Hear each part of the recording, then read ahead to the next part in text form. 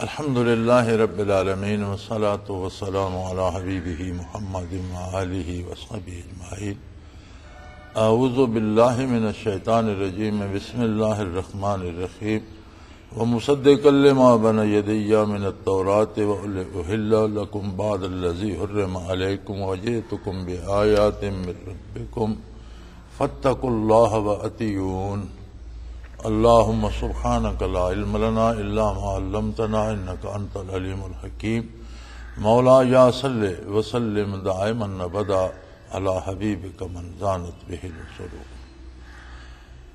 آیہ کریمہ پہ ہم بات کر رہے تھے پچھلے بیان میں، حضرت عیسیٰ علیہ نبینا علیہ الصلوۃ والسلام کی معجزاتی پیدائش پر اللہ کریم کی قدرت کاملہ سے آپ کی پیدائش بغیر والد کی ہوئی، اور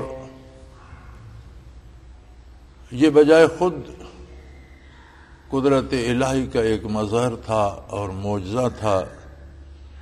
اس کے ساتھ اللہ کریم نے ارشاد فرمایا کہ انہیں کتاب اور کتاب کے مفاہیم اور تورات اور انجیل یہ سب عطا کی گئی ہیں، یہ پیدائشی طور پر انہیں یاد ہوں گی اور رسول ہوں گے بنی اسرائیل کی طرف۔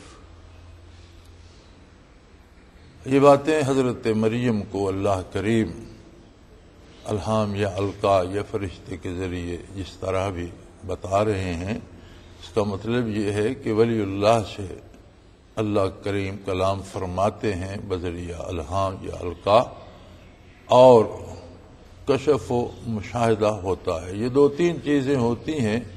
کشف کا معنی ہے کسی چیز کا کھول دینا، پردے کا ہٹا دینا، تو کشف میں مشاہدہ ہوتا ہے، چیز نظر آ جاتی ہے۔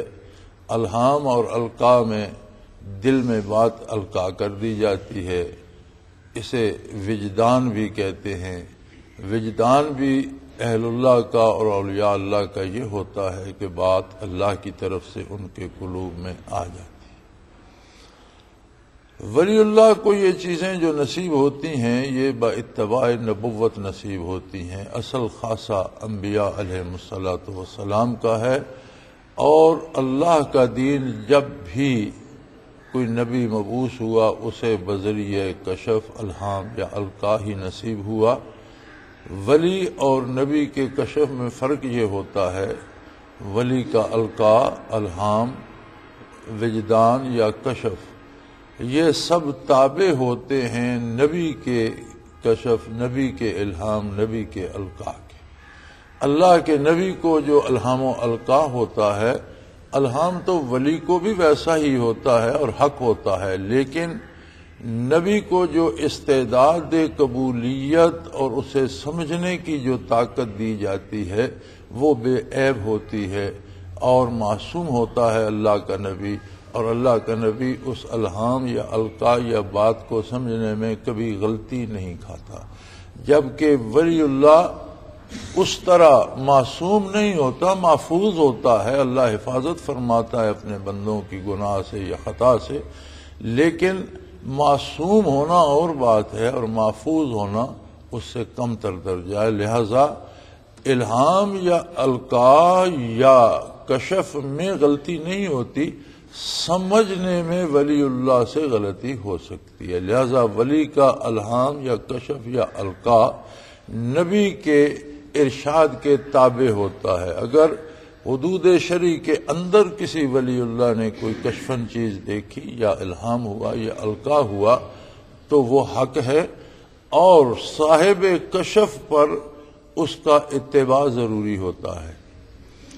نبی کا جو کشف یا وحی ہوتی ہے یا الہام و القاء ہوتا ہے، نبی کا الہام بھی وہی ہے، القاء بھی وہی ہے، وجدان بھی وہی ہے، حتیٰ کہ اللہ کے نبی کا خواب بھی وہی الہی ہوتا ہے۔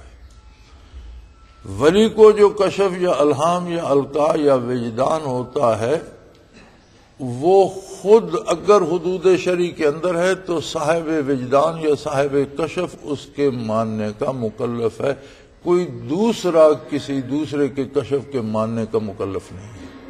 نبی کو جو وحی یا وجدان ہوتا ہے ساری امت اس کے ماننے کی مکلف ہوتی ہے۔ نبی پر جو حکم آتا ہے، یہ نبی کا جو مشاہدہ ہے، یہ نبی جو ارشاد فرماتا ہے، جو کچھ نبی سمجھتا ہے، اس کا مکلف صرف اللہ کا نبی نہیں ہوتا، بلکہ اس کی ساری امت اس پر عمل کرنے کی مکلف ہوتی۔ ولی کو جو مشاہدہ ہوتا ہے وہ ذاتی طور پر اگر وہ حدود شرع کے اندر ہے تو اسے ماننے کا مکلف ہے، دوسرے لوگ اس کے کشف کو ماننے یا اس پر عمل کرنے کے مکلف نہیں ہوتے۔ یہ بین اور واضح فرق ہوتا ہے، اور یہی ہوتا ہے علم لدنی وعلمناہ من لدنا علما، ہم نے اس کو اپنی طرف سے علوم عطا کر دیے۔ اور انبیاء علیہم الصلاۃ والسلام کو ہمیشہ وحبی اور لدنی علوم عطا ہوتے ہیں۔ اللہ کا کوئی نبی بھی دنیا میں کسی کا شاگرد نہیں ہوتا، کسی سے علوم، کسی انسان سے علوم حاصل نہیں کرتا، کسی فرشتے کا شاگرد نہیں ہوتا، براہ راست اللہ کریم سے علوم حاصل کرتا ہے۔ چنانچہ اس میں ارشاد فرمایا گیا وَيُعَلِّمُهُمُ الْكِتَابَ وَالْحِکْمَةَ، کہ ہم عیسیٰ علیہ السلام کو ان کی ولادت کے ساتھ ہی کتاب کے علوم عطا کر دیں گے، حکمت، دانائی، مفاہیم کتاب، کتاب کی تشریح و تفسیر انہیں عطا کر دیں گے۔ تورات اور انجیل آسمانی کتابوں کے علوم ان کے دل میں سمو دیں گے، اور انہیں وہ رسول ہوں گے بنی اسرائیل کی طرف، اور انہیں ارشاد فرمائیں گے انی قد جئتکم بآیات من ربکم، میں تمہارے پاس اللہ کی طرف سے معجزات لے کر مبعوث ہوا ہوں۔ اگر ہم انبیاء علیہ الصلاۃ والسلام کے معجزات کا ایک پہلو سے اگر ان پر ہمیں توفیق ہو نظر ڈالنے کی، اللہ یہ سعادت بخشے، تو ایک پہلو یہ نظر آتا ہے کہ جو نبی جس عہد میں مبعوث ہوا، اس عہد میں جو کمالات عامت الناس کے پاس تھے اور ان صاحب کمال لوگوں کا ڈنکا بجتا تھا اور لوگ ان کے پیچھے بھاگتے تھے، اس طرح کے معجزات اس نبی کو عطا فرمائے گئے۔ جیسے موسیٰ علیہ السلام جب مبعوث ہوئے تو جادوگروں کا زور تھا، اور فرعون کے جادوگر مشہور تھے، تو جو معجزات موسیٰ علیہ السلام کو عطا فرمائے گئے وہاں جادوگر عاجز آ گئے، ان کا جادو ناکام ہو گیا۔ عیسیٰ علیہ السلام جب مبعوث ہوئے تو حکمت کا بہت زور تھا اور اطباء بہت عروج پر تھے۔ ہمیں ایک بہت غلط فہمی لگتی ہے، اور ہم یہ سمجھتے ہیں کہ آج کی دنیا نے سائنسی مقام پر یا طب میں یا طبیعات میں یا علوم ابدان میں بہت ترقی کر لی ہے، اور ہم بڑے حیرت انگیز طریقے سے اس میں گرفتار ہیں۔ حالانکہ دنیا میں بے شمار قومیں ایسی گزری ہیں جو عہد حاضرہ سے سائنسی ترقی میں بہت آگے تھی۔ مثلا اگر نوح علیہ السلام کے زمانے کے افراد کو دیکھا جائے اور اس وقت کی تاریخ پہ نظر کی جائے تو یہ پتہ چلتا ہے کہ آج کی سائنسی ترقی کے مقابلے میں وہ بہت زیادہ آگے نکل گئے تھے۔ انہوں نے آج ہم نے سورج کی شعاؤں سے لیزر ایجاد کیا، اور بڑی دیر بعد آج بہت جدید طریقے سے ہم روشنی سے شعاع لے کر لیزر کو استعمال کر رہے ہیں۔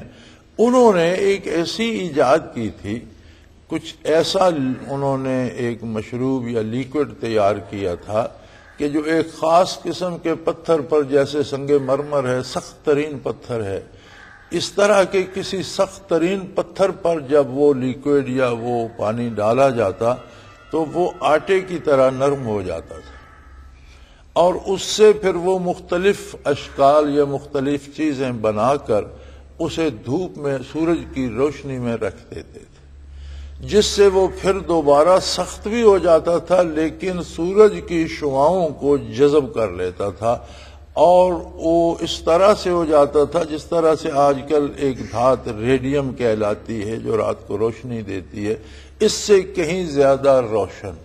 اور جب رات ہوتی تھی، تاریکی ہوتی تھی، تو وہ پتھر اس طرح روشنی دیتے تھے کہ آج کل کی جو لائٹیں بجلی کی ہم نے سڑکوں پہ لگا رکھی ہیں، اس سے زیادہ روشن وہ ہوتے تھے، لہذا وہ ان پتھروں کو گھروں میں نصب کرتے، راستوں میں نصب کرتے، شاہراہوں پہ نصب کرتے تو ان کی راتیں بھی جگمگا اٹھتی تھی۔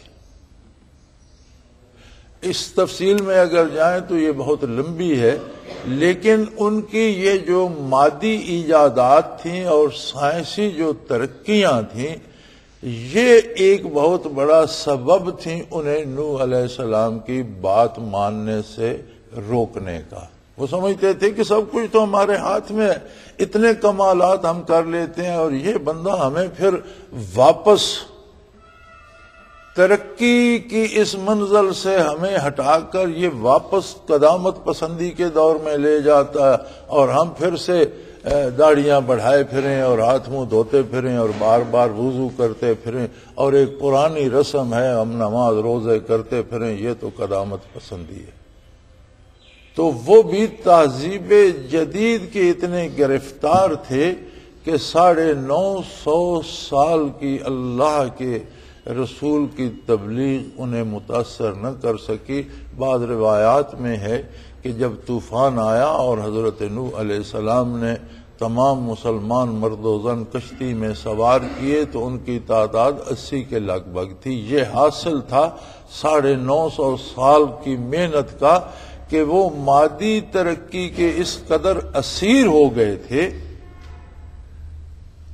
کہ وہ دین کو، اسلامی عقائد و نظریات کو، آخرت کو، حشر نشر کو، برزخ کو وہ سمجھتے تھے یہ تو پرانے خیالات ہیں، اور جن لوگوں کے پاس مادی ترقی نہیں تھی اس طرح سے وہ سوچا کرتے تھے، جن کے پاس دنیا کی کوئی نعمت نہیں تھی وہ اس طرح سے سوچا کرتے تھے کہ ایک اور جہان ہوگا اور اس میں ہمیں بہت خوشیاں ملیں گی، بہت نعمتیں، کیونکہ ان کے پاس دنیا پہ تھا کچھ نہیں تو اپنا دل خوش کرنے کے لیے اس طرح کے تصورات سوچ لیا کرتے تھے۔ اور یہی مسئلہ ہمارا آج کا بھی ہے، بلکہ میں آج بھی یہ ایک اصطلاح پڑھ کر ایک کالم میں تو بڑا حیران ہو رہا تھا، ایک اصطلاح رواج پا گئی ہے ہم میں، اسلام پسند۔ اسلام پسندوں نے یہ کیا، اسلام پسندوں نے وہ کیا۔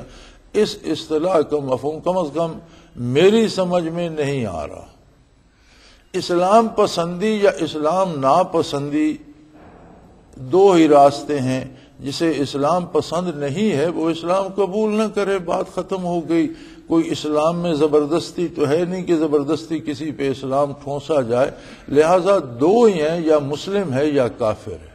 جو اسلام کو قبول کرتا ہے وہ پسند کیسے نہیں کرتا، اگر پسند نہیں کرتا تو قبول کیوں کرتا ہے؟ یہ بات، یہ فلسفہ آج کا جو ہے نئی تہذیب کا، یہ کم از کم میری سمجھ میں نہیں آ رہا کہ مسلمان بھی ہے اور اسلام پسند نہیں ہے، یعنی اسلام کو ناپسند کرتا ہے۔ کمال ہے، عجیب بات ہے، جو بات آپ کو پسند نہیں ہے آپ وہ اپنے گلے کیوں ڈالتے ہیں؟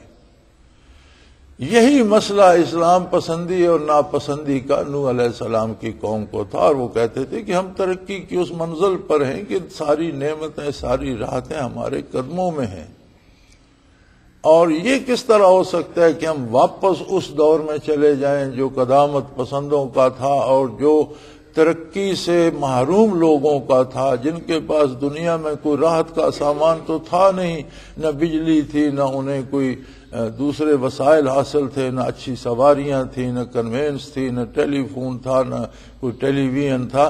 تو جنہوں نے پتھروں کو روشنی دے دی تھی انہوں نے اور کیا کیا ایجاد کیا ہوگا۔ آج تک ابھی ہماری سائنس اس جگہ نہیں پہنچی کہ کوئی ایسا پتھر ایجاد کر دے کہ ہم اس بجلی کی مصیبت سے چھوٹ جائیں، وہ اس سے بہت آگے نکل گئے تھے۔ اسی طرح آپ اہرام مصر کو دیکھ لیجئے، جن میں جو چھوٹا پتھر ہے وہ بھی کم از کم 2 ٹن کا تو ہے یا 2.5 ٹن کا ہے، اور 15 ٹن کے پتھر لگے ہوئے ہیں، اور اس طرح سے لگے ہوئے ہیں کہ صدیاں گزر جانے کے باوجود ابھی تک ان کے جوڑ نظر نہیں آتے، اور کس بلندی تک لگے ہوئے ہیں۔ پھر یہی نہیں، اس میں جیومیٹری کا اور سورج کی شعاؤں اور روشنی اور شعاؤں کے زاویے کا استعمال کیا گیا ہے، اور اگر ان اہرام کے اندر آپ کوئی بھی مردہ چیز رکھ دیں یا کوئی بلی چوہا مر جائے تو وہ از خود اس کا جو وجود ہے وہ خراب نہیں ہوتا بلکہ وہ ممی بن جاتا ہے۔ وہ اثر ہے جو سورج کی شعائیں اس پر احرام پر اتنی بڑی عمارت ہے اور اتنے بڑے بڑے پتھر ہیں، چٹانیں لگی ہوئی ہیں، لیکن اس کا جیومیٹریکلی اور سورج کی شعاؤں کی رفتار اور ان کے زاویے اور اس عمارت کے زاویے کے درمیان اس طرح کا ربط کیا گیا، اور اس میں سائنسی کمال یہ ہے کہ جو سورج اس پر سے گزرتا ہے، ہر زاویے سے جو شعائیں پڑتی ہیں وہ اس کے اندر کی چیز کو متعفن نہیں ہونے دیتی۔ ہم نے آج ڈیپ فریزر اور فریج اور یہ ایجاد کی، اور اس کے لیے ہمیں بجلی کی ضرورت پڑی، اور انہوں نے اتنے بڑے پہاڑ بنا دیے جن میں فریزنگ کی خصوصیات موجود ہیں اور کسی بجلی کی ضرورت نہیں، سورج کی شعاؤں کو استعمال کرتے ہیں۔ کیا ان کی سائنس ہماری سائنس سے بہت آگے نہیں تھی؟ یہی حال طبابت کا تھا عیسیٰ علیہ السلام کی ولادت اور بعثت کے۔ آپ کی ولادت و بعثت یکجا ہے، تو آپ کے زمانے میں اطباء عروج پر تھے۔ جس طرح نبی کریم صلی اللہ علیہ وآلہ وسلم کی جب بعثت ہوئی تو بلاغت و فصاحت میں عرب اس مقام پر تھے کہ باقی دنیا کو عجم یعنی گنگوں کا جہان کہتے تھے، اور عرب اٹھتے بیٹھتے بلکہ غلام اور کنیزیں سوال جواب میں وہ شعر کہہ دیا کرتی تھیں جو آج بھی ادب کی زینت ہے۔ کسی سے پانی مانگو یا کسی سے کوئی بات کہو تو جواب میں وہ شعر کہہ دیتی۔ حضرت امام شافعی رحمۃ اللہ تعالی علیہ کے پاس ایک کنیز تھی، کوئی شخص آپ سے ملنے آیا اور حضرت آرام فرما رہے تھے، تو اس نے کہا کہ جی میرا نام عبداللہ ہے، اور حضرت جب بیدار ہوں تو میری حاضری لگوا دیجیے گا، اطلاع کر دیجیے گا کہ میں حاضر ہوا تھا۔ تو جب حضرت باہر تشریف لائے یا بیدار ہوئے آرام سے، تو اس نے عرض کی کہ حضرت جاء عبداللہ، بندے کا نام عبداللہ تھا لیکن اس کی ایک آنکھ میں سفیدی تھی، تو اس نے عرض کی حضرت جاء عبداللہ کہ عبداللہ حاضر ہوا تھا۔ تو آپ نے حیرت سے پوچھا کہ عبداللہ ہوگا تو تم اسے عبداللہ کیوں کہے؟ تو اس نے کہا فی عین ہی نقطہ، اس کی ایک عین میں آنکھ میں نقطہ تھا۔ عین پر نقطہ ڈالیں تو غین بن جاتی ہے۔ آپ ذرا ادبی ذوق دیکھیں کہ اس نے سارا تعارف صرف نام میں کرا دیا کہ حضرت جاء عبداللہ، آپ نے فرمایا عبداللہ یا عبداللہ؟ اس نے عرض کی فی عین ہی نقطہ کہ اس کی آنکھ میں اس کی عین میں نقطہ تھا، اور نقطے سے عین تو غین بن جاتی ہے عبداللہ، یعنی جس کی آنکھ میں سفیدی ہے، پورا تعارف ایک جملے میں کرا دیا۔ تو یہ ادب جو تھا، فصاحت و بلاغت جو تھی، وہ اپنے کمال پر تھی عرب میں۔ حضور نبی کریم مبعوث ہوئے تو آپ ایک چھوٹے چھوٹے جملے میں معانی کے جہان سمو دیے، اور بڑے سے بڑے جو تھے ادیب اور شاعر اور فصیح و بلیغ لوگ عاجز آ گئے، حتیٰ کہ دعوت دی قرآن نے کہ ادب میں تم بہت کمال پر ہو، ذرا قرآن کی طرح کا ایک جملہ تو بنا کر دکھاؤ۔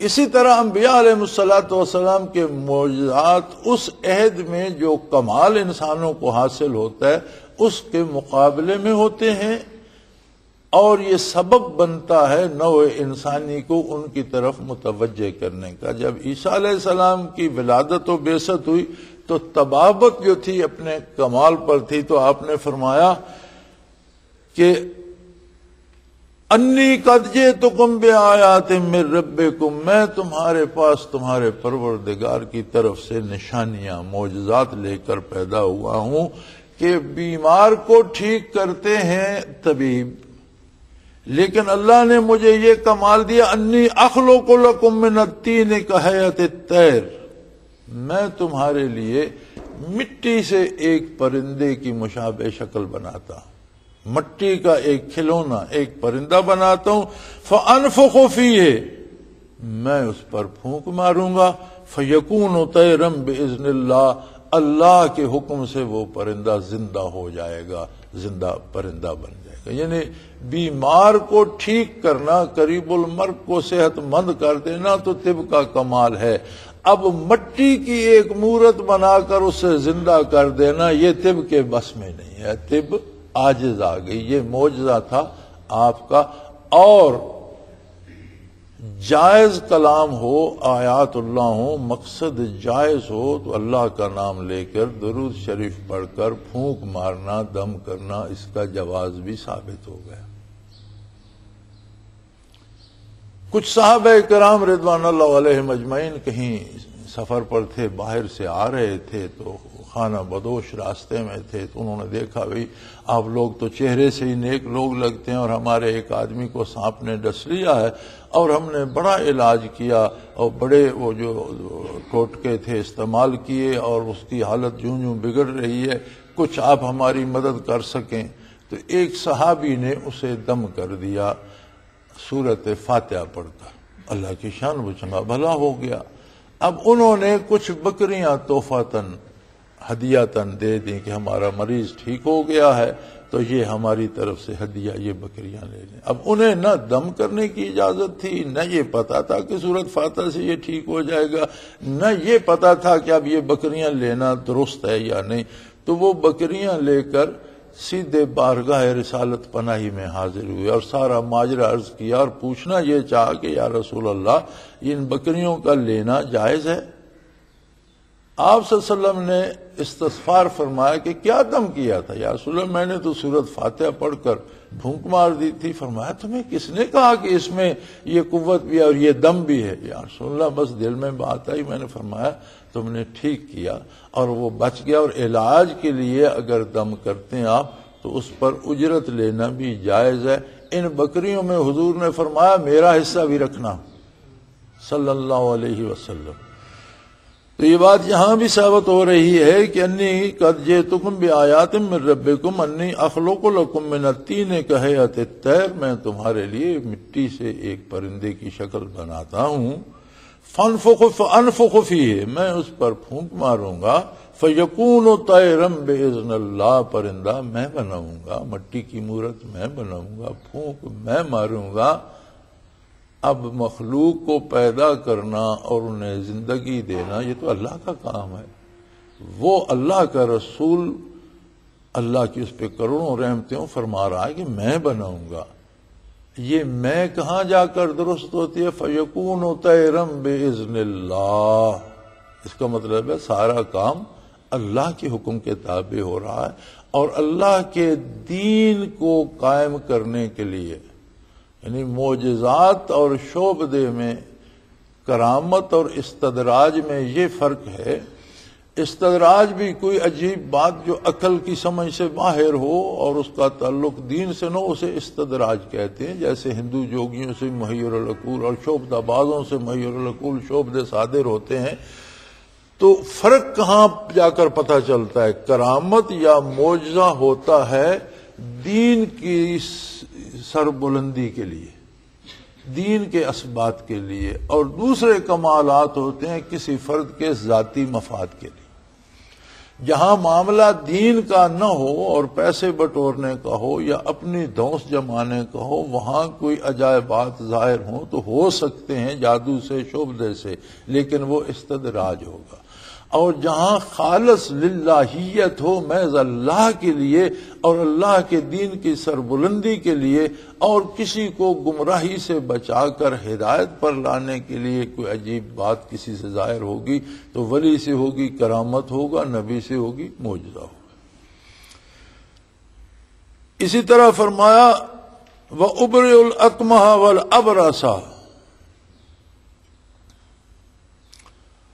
اب آنکھیں خراب ہوتی ہیں، طبیب علاج کرتے ہیں، آنکھ درست ہو جاتی. لیکن کوئی پیدائشی طور پر اندھا پیدا ہوتا ہے، آنکھ لے کر ہی پیدا نہیں ہوتا، پیدائشی طور پر آنکھوں میں دیکھنے کی صلاحیت ہی نہیں، آنکھ میں ڈھیلا نہیں ہے یا ڈھیلا ہے تو وہ سفید ہے، اس میں وہ صلاحیت ہی نہیں. فرمایا جو پیدائشی اندھا ہے میں اس کو بینا کر دیتا. والابرص، برس بعض نے کہا یہ جو سفیدی جسم پر پھیل جاتی ہے، ایک جلدی مرض ہوتا ہے کہ کھال سفید ہونے لگ جاتی ہے اور اسے پھل بہری بھی کہتے ہیں، اور بعض اس کا ترجمہ کوڑ کرتے ہیں، جذام کو بھی برس کہتے ہیں۔ تو یہ دونوں امراض جذام یا کوڑ بھی لا علاج ہے، اور وہ پھل بہری اگرچہ نقصان دہ نہیں ہے لیکن لا علاج ضرور ہے، جلد خراب ہو جاتی ہے اور سینسٹیو ہو جاتی ہے، جلد حساس ہو جاتی ہے، گرمی سردی بھی اسے زیادہ محسوس ہوتی ہے۔ فرمایا میں اس کو بھی ٹھیک کر دیتا ہوں، حتیٰ کہ وَأُحْيِي الْمَوْتَى بِإِذْنِ اللَّهِ، میں تو اللہ کے حکم سے مردے کو زندہ کر دیتا ہوں۔ طبیب زندے کا علاج کرے گا، مردے کو زندہ تو نہیں کر سکتا۔ ایک کتاب ہے علامہ دمیری کی حیات الحیوان، اس میں بڑا عجیب واقعہ علامہ دمیری نقل فرماتے ہیں۔ وہ فرماتے ہیں کہ کوئی شخص تھا، سردار تھا قبیلے کا، اور اچھا کھاتا پیتا آدمی تھا، اور اس کی ایک چچا زاد بہن تھی، وہ بہت حسین اور خوبصورت تھی، اور بچپن سے اکٹھے کھیلے، اس سے بہت پیار ہو گیا، تو اس نے چچا کی منت سماجت کر کے اس سے شادی کر لی، اور بڑا خوش تھا کہ تھوڑے ہی عرصے میں وہ فوت ہو گئی، اس کا انتقال ہو گیا۔ اب اس کی دنیا تاریک ہو گئی، اور ہر وقت قبرستان کی طرف ہی چلتا رہتا، اور اس کی قبر سے لپٹا رہتا اور روتا رہتا۔ وہ فرماتے ہیں عیسیٰ علیہ السلام کا گزر ہوا تو وہ اس قبرستان میں گھوم رہا تھا، تو آپ نے پوچھا کہ تم بظاہر تو اچھے کھاتے پیتے آدمی نظر آتے ہو، لباس سے بھی، حلیے سے بھی، شکل سے بھی، پریشان کیوں ہو؟ اس نے سارا ماجرا عرض کیا کہ اس طرح سے میری بیوی فوت ہو گئی ہے۔ تو آپ نے فرمایا مجھے قبر دیکھو، میں اللہ کے حکم سے زندہ کر دیتا ہوں۔ وہ بڑا خوش ہوا اور اس پریشانی میں کسی اور قبر پر لے گیا۔ آپ نے فرمایا قم باذن اللہ، اللہ کے حکم سے زندہ ہو کر کھڑا ہو جا۔ تو قبر میں سے ایک حبشی غلام نکلا، اس کے منہ سے اور ناک سے آگ کے شعلے نکل رہے تھے اور آنکھیں پتھرائی ہوئی تھی، لیکن جیسے باہر نکلا تو اس نے کہا لا الہ الا اللہ عیسیٰ روح اللہ۔ تو وہ آگ سرد ہو گئی، وہ اس نے اسلام قبول کر لیا۔ تو حضرت عیسیٰ علیہ السلام نے فرمایا بھئی یہ تو یہ غلام ہے۔ تو کہنے لگا جی میں بھول گیا ہوں، میں اس گھبراہٹ میں، وہ ساتھ والی قبر ہے۔ آپ نے اس غلام سے کہا کہ بھئی چلے جاؤ جہاں سے آئے ہو۔ وہ واپس قبر میں داخل ہو گیا۔ اب دوسری قبر پہ آپ نے حکم دیا قم باذن اللہ، اللہ کے حکم سے جی اٹھو۔ تو وہ لڑکی جی اٹھی، بہت خوش ہوا، وہ آپس میں مل گئے۔ عیسیٰ علیہ السلام اپنے راستے پہ جا رہے تھے، تشریف لے گئے۔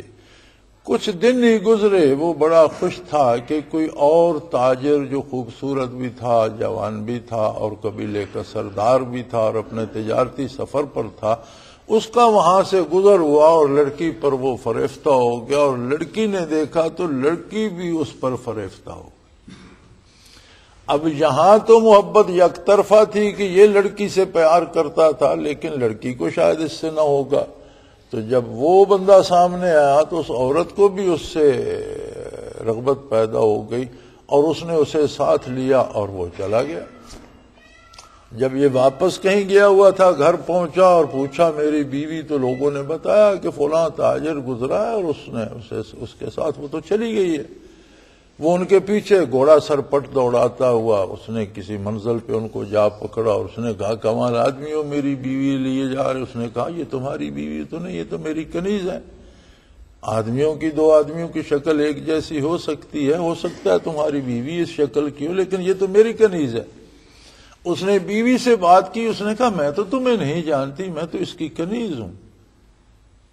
اب یہ جھگڑا چل رہا تھا کہ علامہ دمیری لکھتے ہیں کہ حضرت عیسیٰ علیہ السلام وہاں سے گزر گئے۔ تو آپ نے پوچھا بھی کیا شور ہے؟ اس نے عرض کی کہ اے اللہ کے نبی، یہ وہ خاتون ہے جو آپ کی دعا سے زندہ ہوئی، یہ میری بیوی ہے، اب یہ میرے ساتھ بے وفائی کر رہی ہے، آپ کی دعا سے یہ قبر سے زندہ ہو کر اسے اللہ نے دوبارہ زندگی دی، اور دیکھ لیجئے اس کا حشر دیکھ لیجئے کیسی ناشکری ہے۔ تو حضرت عیسیٰ علیہ السلام نے اس سے پوچھا کہ تو وہی خاتون نہیں ہے جو میری دعا سے قبر سے زندہ ہوئی؟ اس نے کہا جی نہیں اللہ کے نبی، آپ بھول رہے ہیں، میں اس شخص کی کنیز ہوں۔ جب اس نے اللہ کے نبی کی بات کا انکار کیا تو حضرت عیسیٰ علیہ السلام نے دعا کی اور فرمایا کہ جو میری دعا سے تمہیں ملا ہے وہ واپس کر دو، اور اگر تم اس کی کنیز ہو تو جاؤ اس کے ساتھ۔ جب آپ نے یہ دعا فرمائی تو زندگی تو آپ کی دعا سے ملی تھی، وہ اس پر موت وارد ہو گئی اور مردہ ہو کر گر پڑی۔ تو عیسیٰ علیہ السلام نے فرمایا کہ کارگہ حیات میں جو معجزات ظاہر ہوتے ہیں اور قدرت باری اور عنایات باری کا جو ظہور ہوتا ہے وہ دیکھنے کے لیے یہ واقعہ کافی ہے کہ کافر مرا تھا وہ غلام، اسے دوبارہ حیات نصیب ہوئی اور ایمان نصیب ہو گیا، اور مومن مرا، اور یہ مومن مری تھی، اسے دوبارہ حیات نصیب ہوئی اور یہ کافر ہو گئی اور کفر پر مری۔ تو جسے عبرت حاصل کرنا ہو عظمت الہی اور کارگہ حیات میں اللہ کی قدرت کا مشاہدہ کرنا ہو، اس واقعہ کو دیکھیں۔ تو یہ آپ کے معجزات میں سے تھا کہ وَأُحْيِي الْمَوْتَىٰ بِإِذْنِ اللَّهِ، میں مردے کو اللہ کے حکم سے زندہ کر دیتا ہوں۔ وَأُنَبِّئُكُم بِمَا تَأْكُلُونَ وَمَا تَدَخِّرُونَ فِي بُيُوتِكُمْ، طبیب نبض پر ہاتھ رکھ کر یہ بتاتا ہے کہ تم نے بادی چیز کھا لی، تم نے گرم چیز کھا لی۔ طب میں ایک پورا لمبا ایک باب ہے، اور طبیب چیزوں کے نام بھی لے دیتے ہیں۔ وہ کہتے ہیں تم نے کھکھڑی کھائی ہوگی، تم نے کھیرا کھایا ہوگا، تم نے آج کدو کا سالن کھایا، تم نے چنے کی دال کھائی۔ یہ نبض کوئی چنے کی دال کا نام لیتی ہے یا کھیرے کا نام لیتی ہے؟ نہیں، وہ علامات دیکھتے ہیں نبض سے، اور پھر موسم اور حالات کے مطابق دیکھتے ہیں کہ آج کل کیا کھایا جا رہا ہے، اور یہ گرمی یا بادی یا خشکی یا تری کس غذا سے ہو سکتی ہے، وہ اپنے تجربے سے پکڑ لیتے ہیں کہ تم نے یہ چیز کھائی ہوگی۔ اب یہاں تک تو اطباء کا کمال ہے۔ عیسیٰ علیہ السلام نے فرمایا میں تمہیں صرف یہ نہیں بتاؤں گا اور نبض دیکھ کر نہیں بتاؤں گا، تمہیں دیکھ کر یہ بتاؤں گا تم نے کیا کھایا، اور میں یہ بھی بتاؤں گا کہ تمہارے گھر میں باقی رکھا کیا ہے۔ طبیب اب نبض دیکھ کر یہ نہیں بتا سکتا کہ تمہارے گھر میں کیا رکھا ہے۔ فرمایا میں اللہ کے حکم سے بتاتا ہوں، اللہ کے دیے ہوئے علم سے بتاتا ہوں، تو میں نہ صرف یہ بتاؤں گا کہ تم نے کیا کھایا ہے، میں نبض دیکھ کر نہیں، میں فرد دیکھ کر بتاؤں گا کہ تم نے یہ کھایا ہے۔ وَمَا تَدَخِّرُونَ فِي بُيُوتِكُمْ، میں یہ بھی بتاؤں گا کہ تم نے گھر میں کیا رکھا ہے، کیا چھوڑ کر آئے ہو۔ إِنَّ فِي ذَلِكَ لَآيَاتًا لَكُمْ إِن كُنتُم مُؤْمِنِينَ، اور یہ ساری نشانیاں عظمت الہی کی ہیں۔ وہی بات آ گئی کہ معجزہ اور کرامت عظمت الہی کے لیے ہوتا ہے، اور شوبدہ اور استدراج اپنی ذاتی بات بنانے کے لیے ہوتا ہے۔ فرمایا وَمُصَدِّقًا لِمَا بَيْنَ يَدَيَّ مِنَ التَّوْرَاةِ، اور سب سے بڑی بات یہ ہے کہ جو حقائق مجھ سے پہلے آسمانی کتابوں نے بیان فرمائے ہیں، جو خبر مجھ سے پہلے آسمانی کتابوں نے دی ہے، میں اسی خبر کی تصدیق کرتا ہوں۔ یہ میرے سارے معجزات، یہ سارے کمالات نبوت، یہ ساری برکات نبوت انسان کو انہی باتوں کی طرف، عظمت الہی کی طرف، اس کی توحید کی طرف، اس کی ذات، اس کی صفات کی طرف، آخرت کی طرف، حساب کتاب کی طرف، جو تعلیمات تمام انبیاء کی ہیں انہی کی طرف میں تمہیں بلاتا ہوں اور اس کی تصدیق کرتا ہوں۔ ہاں، احکام کی بات الگ ہے، تم پر بعض احکام سختی سے اللہ نے تمہارے گناہوں کی وجہ سے نافذ کر دیے تھے، اور بعض اچھی چیزیں تم پر حرام کر دی تھی۔ عجیب عجیب احکام ان کی کوتاہیوں اور گستاخیوں کی وجہ سے بعض جانوروں کے ان کے لیے یہ کر دیا گیا کہ اس کی پیٹھ کا گوشت تمہارے لیے حلال ہے، باقی سارا بدن حرام ہے۔ اب یہ ایک عجیب بات، اللہ کی طرف سے ایک امتحان آ گیا کہ ایک پورا بکرا یا دمبا کوئی ذبح کرتا ہے تو 2-2.5 کلو گوشت جو پیٹھ پر ہے وہ کھا سکتا ہے، باقی سارا اسے ضائع کرنا پڑ گیا۔ تو اس طرح کی پابندیاں تھیں ان پر۔ تو فرمایا وَلِأُحِلَّ لَكُمْ بَعْضَ الَّذِي حُرِّمَ عَلَيْكُمْ، تم پر اس طرح کی جو چیزیں حرام ہیں، جو اللہ نے تمہاری گستاخیوں اور تمہاری کوتاہیوں اور تمہاری لفظوں کی وجہ سے بطور سزا تم پر کر دی تھی، وہ چیزیں میں تم پر اللہ کے حکم سے حلال کرتا ہوں جو تم پر حرام، یعنی تمہیں ان مصیبتوں سے نجات دلاتا ہوں، وجئتکم بآیات من ربکم، اور میں اللہ کی طرف سے بے شمار نشانیاں لے کر تمہارے پاس آیا ہوں۔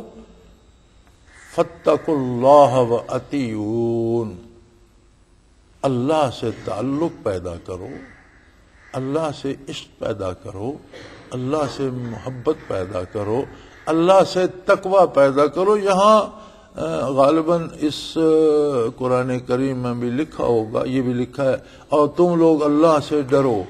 تقوی کا مطلب ہر جگہ ڈر ہی لکھ دیتے ہیں۔ تقوی وہ ڈر ہے جو تعلق میں دراڑ آنے کا خطرہ ہوتا ہے۔ تقوی چور کا ایک ڈر ہے، ڈاکو کا ایک ڈر ہے، قتل ہونے کا ڈر ہے، درندے کا ڈر ہے، سانپ کا ڈر ہے، زہریلی دوا کا، بہت سے ڈر ہیں۔ انسان بہت سی چیزوں سے ڈرتا ہے، لیکن ایک ڈر یہ ہوتا ہے کہ کسی کے ساتھ انتہائی قریبی رشتہ ہو، تعلق ہو، اور کوئی ایسا کام نہ ہو جائے کہ اس رشتے میں دراڑ آ جائے، وہ بندہ ہم سے ناراض ہو جائے۔ یہ تعلق جب اللہ کریم سے بن جائے اور بندے کا اللہ سے ایسا تعلق ہو کہ نافرمانی کرتے ہوئے ڈر لگے کہ اگر یہ گناہ مجھ سے ہو گیا تو جو میرا تعلق رب جلیل کے ساتھ ہے وہ خطرے میں آ جائے گا، اسے تقویٰ کہتے ہیں۔ تو فرمایا اللہ سے عشق کرو، اللہ سے تعلق قائم کرو، اللہ سے اپنا رابطہ قائم کرو۔ اور یہ کیسے ہوگا؟ وَأَطِيعُونَ، میرا حکم مانو، میری اطاعت کرو، میری فرما برداری کرو۔ یعنی یہاں اسلام پسندی یا ناپسندی کی گنجائش نہیں ہے۔ اسلام میں پسندی اور ناپسندی، اسلام پسند اور اسلام ناپسند دو طبقے نہیں ہیں۔ اسلام میں پسند نہیں، اسلام پر جان دینے والا طبقہ۔ مسلمان اسلام پر سب کچھ قربان کر سکتا ہے، اسلام ہی اس کی منزل ہے، اسلام ہی اس کا مقصد ہے، اسلام ہی اس کی زندگی ہے۔ اور جسے پسند نہیں وہ اسلام نہ قبول کرے، اللہ خیر صلی اللہ۔ اور اسلام کیا ہے؟ اطاعت پیغمبر کا نام اسلام ہے، صرف کہہ دینے کا نام اسلام نہیں۔ کہہ دینے سے بھی بندہ مسلمان شمار ہو جاتا ہے کلمہ پڑھنے سے، لیکن اس کی گواہی دیتا ہے بندے کا کردار۔ فرمایا فاتقوا اللہ واطیعون، اللہ سے جو تعلق ہے وہ باقی رہتا ہے اطاعت پیغمبر پر۔ جتنی نبی صلی اللہ علیہ وسلم کی اطاعت ہوگی، جتنی اللہ کے رسول کی اطاعت ہوگی، اتنا وہ تعلق مضبوط سے مضبوط تر ہوتا جائے گا، اور جتنی اطاعت میں کمی آتی جائے گی وہ تعلق کمزور ہوتا جائے گا، حتیٰ کہ خدا نہ کرے پھر وہ تعلق ٹوٹ بھی جاتا ہے۔ اور جب ٹوٹتا ہے تو بندہ مسلمان نہیں رہتا، اور چاہے جو مرضی نظریہ اور عقیدہ اپنا، وہ عقیدہ نہیں رہتا جو محمد الرسول اللہ صلی اللہ علیہ وسلم نے تعلیم فرمایا اور جو حضور چاہتے ہیں وہ نہیں رہتا، پھر کسی اور کو نبی مان لے یا کسی اور عقیدے میں چلا جائے۔ اور یہی وجہ ہے عہد حاضرہ کی کہ ایک گھر کے 5 فرد ہیں تو 5 عقیدے بھی وہاں ہیں۔ کیوں؟ عقائد میں تفریق کہاں سے آ گئی؟ اتباع رسالت چھوٹا تو رفتہ رفتہ وہ ڈور بھی کٹ گئی جو تعلق کی تھی، جو رشتے کی تھی، جو ایمان جسے کہتے ہیں۔ تو آدمی گمراہی کے، اور جب کوئی گمراہ ہوتا ہے تو اللہ کو پرواہ نہیں کہ وہ کس گڑھے میں گر کر مرتا ہے، وہ کس فرقے میں جاتا ہے۔ جیسے پتنگ کی ڈور کٹ جائے تو کس کو پرواہ ہے کہ وہ کہاں الجھی بجلی کی تار سے الجھی، یا کسی کیکر کے درخت سے الجھی، یا کسی چھت پر گری، یا کسی صحن میں یا گلی میں۔ ڈور کٹ گئی، اب جس کے ہاتھ میں ڈور تھی اسے تو کوئی پرواہ نہیں ہے، وہ اس کے پیچھے نہیں بھاگے گا، گئی اس کے ہاتھ سے۔ تو اللہ کو کیا پرواہ ہے کہ جب وہ اللہ سے تعلق توڑ لیتا ہے تو کہاں جاتا ہے اور کس وادی میں ہلاک ہوتا ہے۔ سو فرمایا فاتقوا اللہ، اللہ سے اپنا تعلق جو ہے اس میں دراڑ آنے سے ڈرو۔ وَأَطِيعُونَ، اور میں اللہ کا رسول ہوں، میری اطاعت کرو۔ اللہ کریم توفیق عطا فرمائے۔ وآخر دعوانا ان الحمد للہ رب العالمین۔